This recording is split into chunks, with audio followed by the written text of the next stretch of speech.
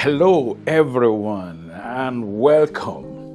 I am Ukela Prince, and I'm thrilled to introduce to you something truly special. Over the past few months, we've been working behind the scenes to bring you a brand new television experience that will give you a voice. Talk your own. This is a platform where your stories, your opinions, and your creativity take center stage. This is more than just another TV show. This is a community where you can share your passions, discuss ideas, and connect with like-minded people from all over the world. Welcome. It's time to talk your own. Ciao. Wow, ladies and gentlemen, it's nice being with you today on this wonderful edition from the studio of the Black Community Canada TV. My name is Pastor Prince. How are you doing over there? Right now, I am telling you today's edition is going to be superb. You know what? We have a wonderful, I call him a gentleman, but when he speaks to us, I believe there will be illumination. I believe you won't go back the same way you came watching this edition today. I am glad and honored to have in the studio today nice, handsomely looking, anointed man of God that God has used over the years. Amen. Please, I want to welcome Dr. Amos Dada to the studio. You're welcome, sir. Thank you very much. Thank you for having me. This spacious, elegant, beautiful, wonderful studio. My goodness. Thank you for that. We are grateful for that. Much. Wow. It's nice having you. You're looking younger every day, sir. Well, we give God praise. We go in age, but in the spirit, we get younger. And like I said earlier, my signature, either in email or wherever, is Psalm 34 verse 8. Oh, taste and see that the Lord is good. And we have tasted and we have seen that the Lord is good. So we give him all the praise. Awesome. We celebrate his goodness. Awesome. Yes. We can see the goodness. It's radiating all over you, sir. We give God praise. It's the Lord's doing. My goodness. And it is marvelous in our eyes. Wow. Mm-hmm. All right, sir. I believe there are people who want to know more about you. So can you just let's know you, let's meet you, sir.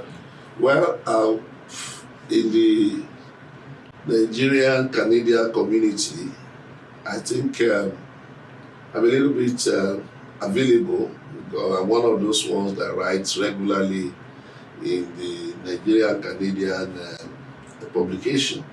I'm an author. I've written a couple of books by the grace of God, about 12 of them.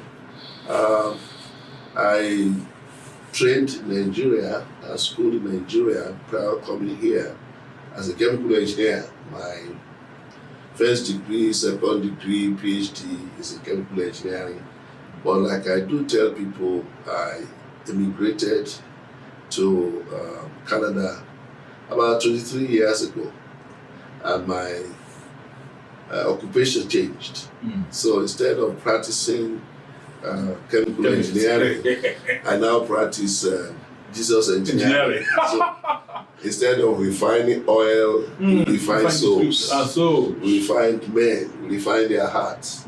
We do our best to see how we can get to know God the better. Yeah. So I'm married. By the grace of God, we have wonderful, blessed 5 daughters. 3 of them are married. I have grandchildren, 6 of them, are still counting. So, I'm a pastor,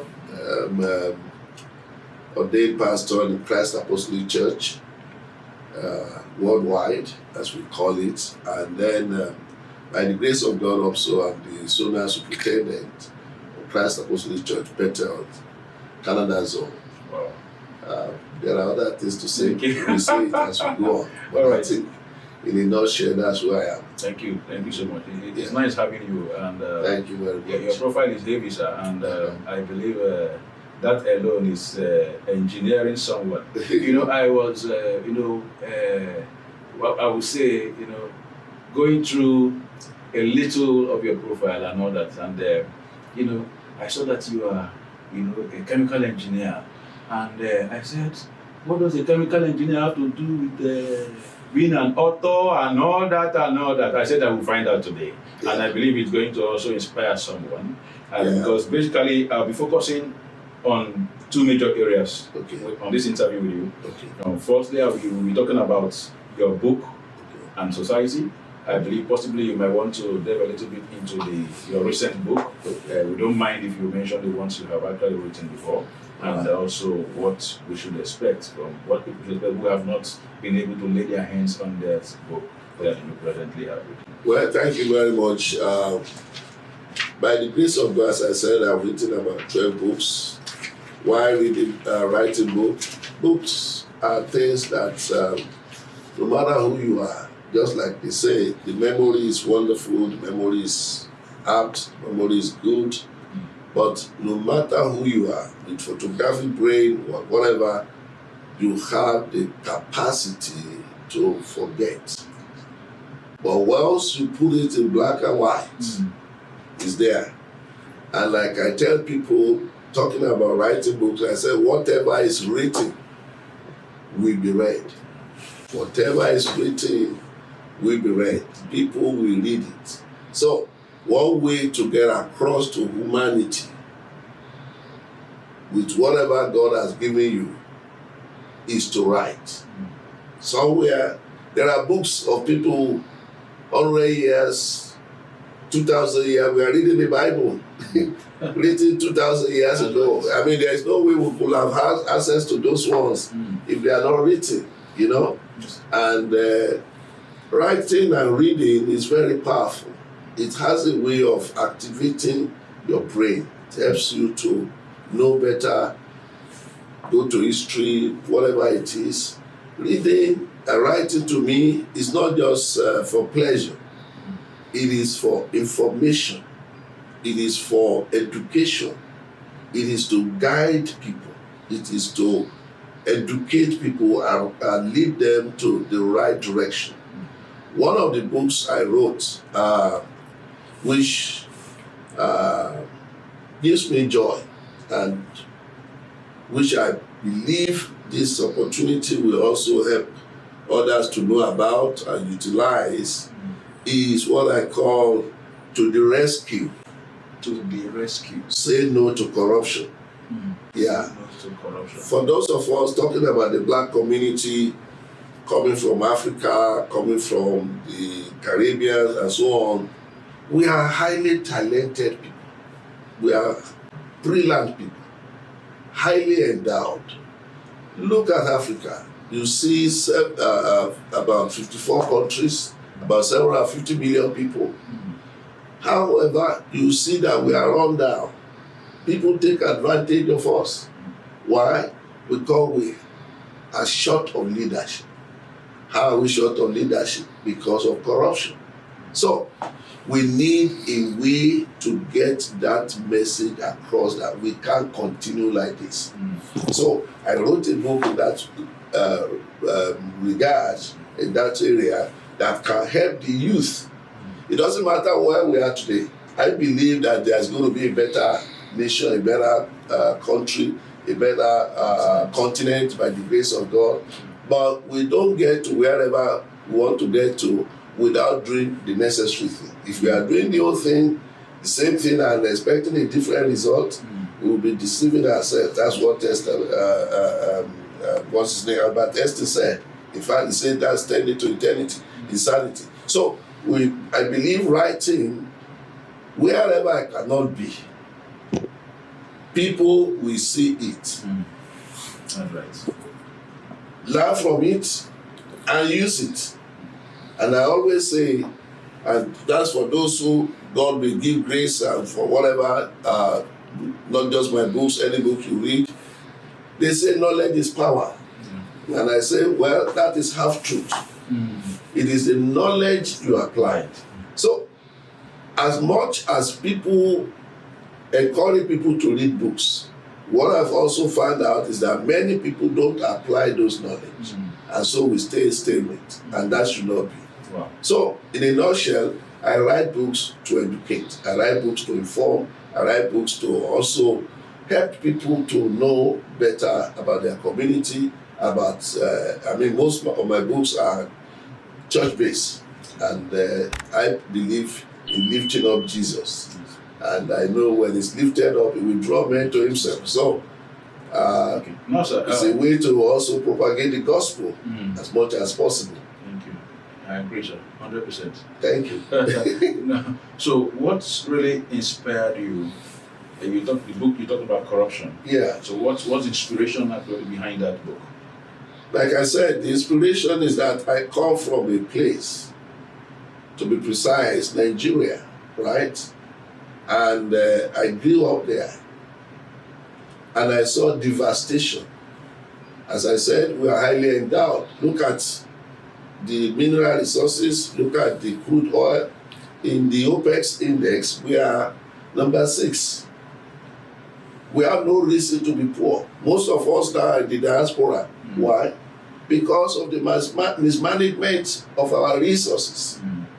Are you following me? Yeah. And then you find that it is not just mismanaged, it is misappropriated. The people just got themselves to power, had access to the commonwealth of the people, and they looted them. And corruption became a pattern, endemic, and it has. So you find the people that has not developed. One of the governments tried to do something about it. They formed what they call EFCC, Economic Financial Crime Commission, with the sole aim of arresting, prosecuting the people, with the main aim of getting some of those things that have been stolen, which to me is good.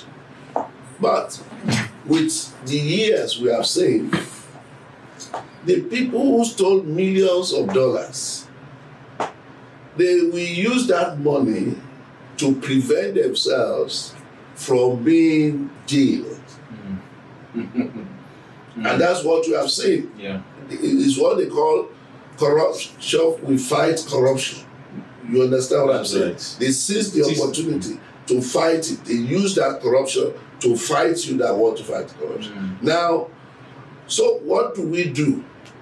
The best option, in my mind, which is asking me what prompted me to do that, is proactive approach. An approach whereby the people will not even steal.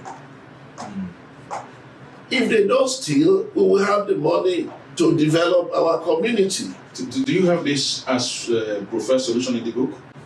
Of course.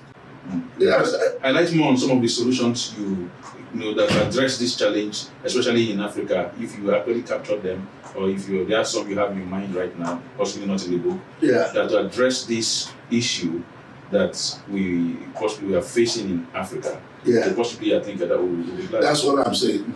Number one, we have leaders who can no more, in my local language, Yoruba, they will say "Ejagbigbe Osheka," meaning a dry fish, you can't bend them. But when they are fresh, you can bend them.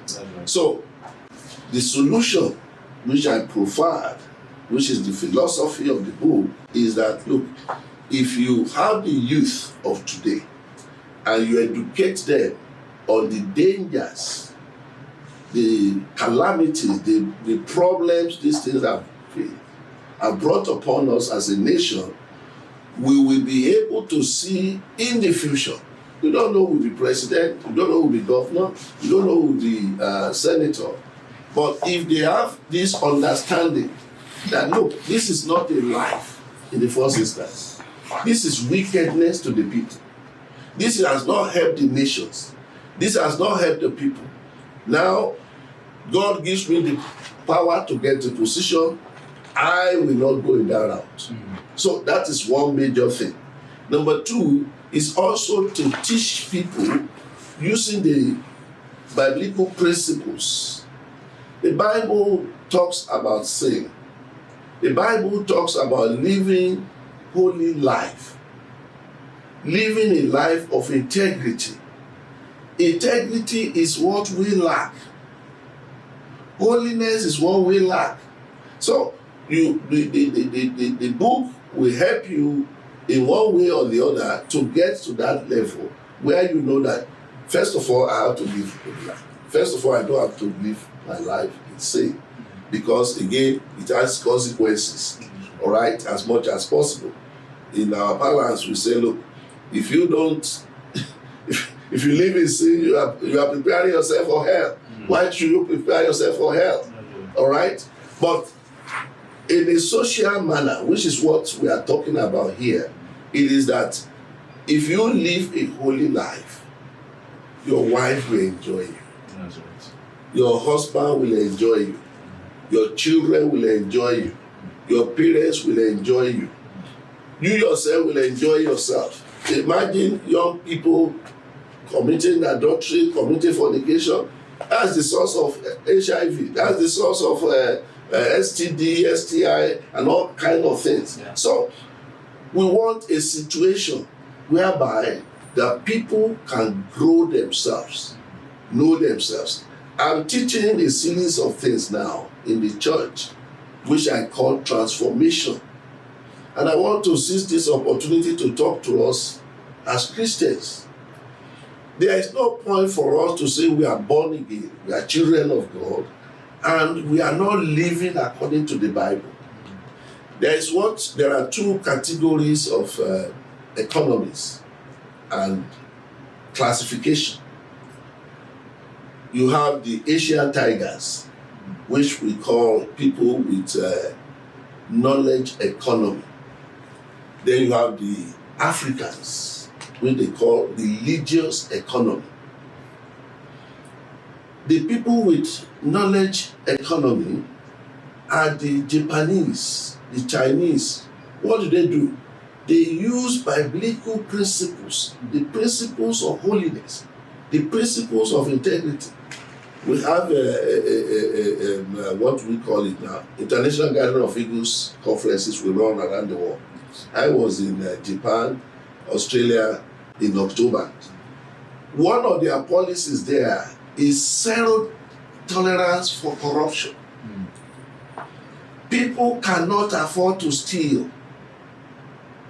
Do you understand? Yeah. Now, when you have that kind of mentality, and that's a biblical principle. It's a biblical principle, and that's what they use to develop themselves. Even though most of them are not Christians. Even though they are not Christians, they don't go to church. They believe in Shintoism, they believe in Buddhism. All right? However, we carry the Bible, which is what we call the religious knowledge. We carry the Bible, we go to church every time, we do everything, but we don't practice what is there. So asking me what is the solution, if you are a child of God, whatever faith you are, there is no faith that advocates stealing. There is no religion that says, look, you must steal to live. No. No religion. Abide with those principles. Even those ones who go extravagance in terms of killings and so on, they themselves know that this is not right. Are you hearing what I'm saying? So I think those are the things we can say. We need godly leaders. We need leaders who are patriotic. We are not patriotic. No, we are selfish. We are greedy. Rather than thinking of the masses, and I want to say this to our leaders and politicians and so on and so forth. Think of those who elected you. Think of those ones who work hard to make sure you get to that. They have a reason for electing you. It is to provide them infrastructures. It is to provide them, for instance, Nigeria, I keep saying now, for every administration that came, they know the main reason why that country has not developed. It is lack of power.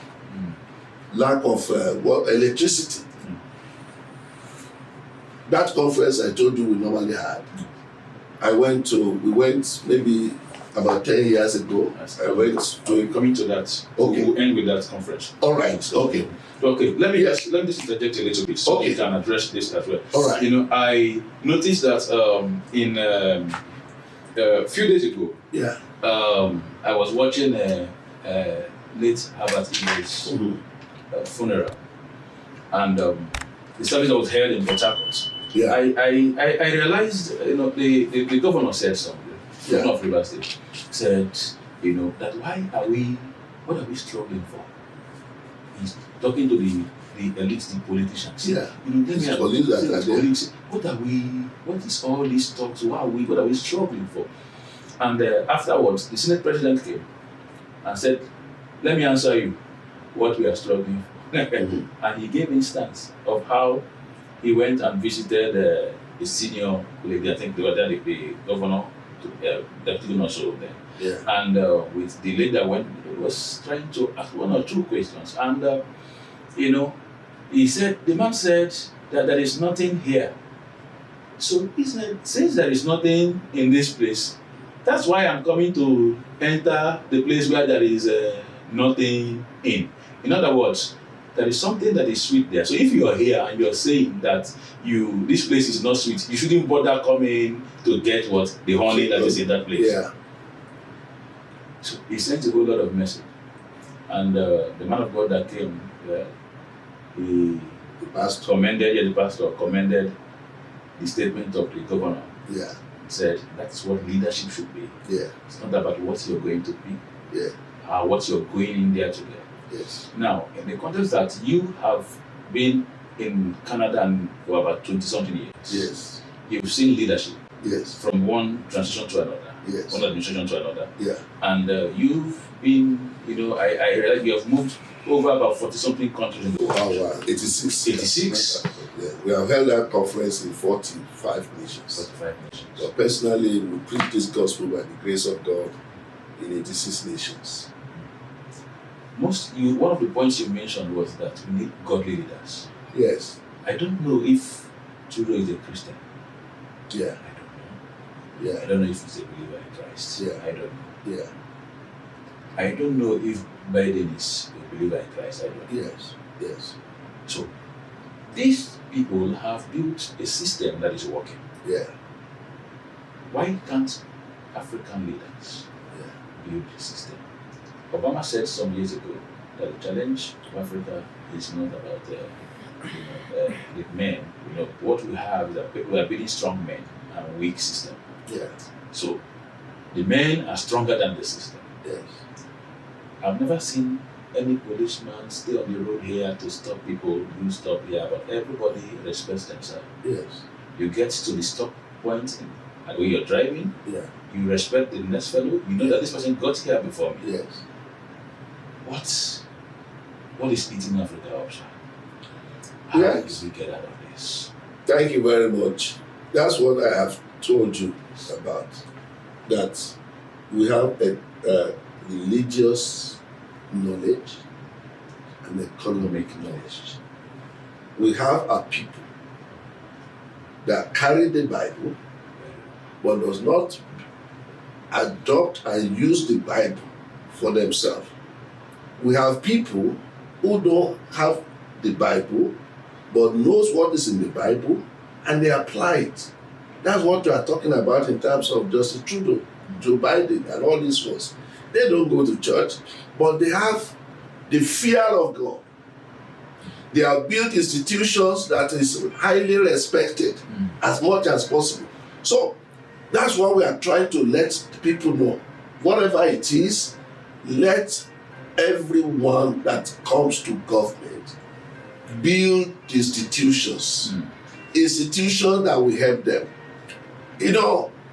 If look at the past president of US, see what he went through, see what is they are trying. Many presidents of nations who misbehaved have been jailed at one point or the other.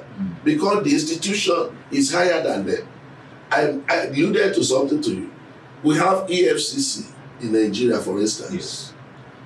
How many leaders who messed up the system, stole the place dry, has been prosecuted because of this lack of institution?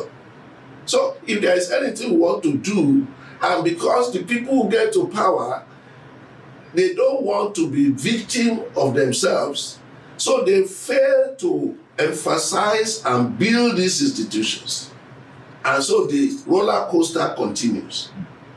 It will take the grace of God. And that's why I'm saying education of these young ones, educating their mind about this evil that we have found ourselves being perpetrated and lorded over us by our leaders, has to change. It will not change if you don't believe in a system of integrity and holiness. Because if I had a friend, I went to one of the schools I attended, is Federal School of Arts and Science, 1975. We were just in a conversation like this. He said, if I ever get to power in this country, I will steal the nation dry. And I just told him right there, I don't remember his name. I said, our friendship ends today. Listen to me, people, whoever you are, an African, black community. We are not daft. We have brains. We have the will. Let us be patriotic. Let us build institutions. The Americans, the Europeans will not come and build institutions for us. They will take advantage of our weak institutions to loot us, to take our resources. We are the one who has to come back. You know, at times there are some people who will be saying they are looking for reparation. I mean, what is it called? Reparation. You know, of what the colonial masters do. You have enough resources now. You are the one carrying it to them. Stop it. Stop it. Let's build institutions. We have the ability, we have the knowledge. We know this is what will work with us. You know, as a person living in Canada, looking at the what is it called? The government of Nigeria, which is the, what do they call it now? I will suggest the parliamentarian system of governance. The governance we have in Nigeria is not helping us. It's a system where, for instance, the president is not accountable. See Justin Trudeau. He has to be on the floor. He has to ask questions. He has to be able to defend. If you don't have the capacity, if you don't have the energy, you can't be there. You understand? Apart from the bloated bicameral system, which makes them to just take money and all kind of things, it cannot happen here. One of the things I advocated in my book, To the Rescue, is the philosophy behind people who want to govern. I said, the people don't, an average person who wants to govern thinks that, wow, when I become the governor, even if I'm not a thief, I have power over all the resources of this state. I'm the one to award all the contracts. I'm the one to make all the appointments. Even if I don't inflate contracts, the people will give me gratuity. They will show appreciation. So I will just be in my house, and somebody will say, His Excellency, sir, we just want to show appreciation. We have built a house for you, you know, and that kind of thing. Never thinking. Number two, you think about the convoy that they have. And one of those things, if I may seize the opportunity to say, is the cost of governance must be reduced. Why are we, one person, I mean, we are here, I've followed the governor here. Mackenzie, when he was governor, we went for a function. The same type of car I'm driving is the type this man was driving, as the premier, and he had just one kiss. You can't know that this is his car. The senator drive themselves here. A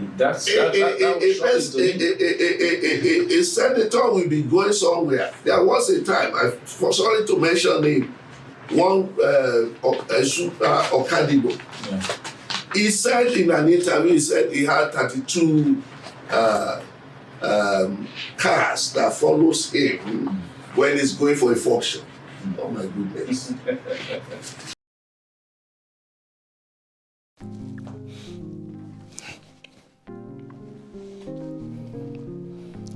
Hello everyone and welcome. I am Ukela Prince and I'm thrilled to introduce to you something truly special. You know, over the past few months, we've been working behind the scenes to bring you a brand new television experience that will give you a voice. Talk your own.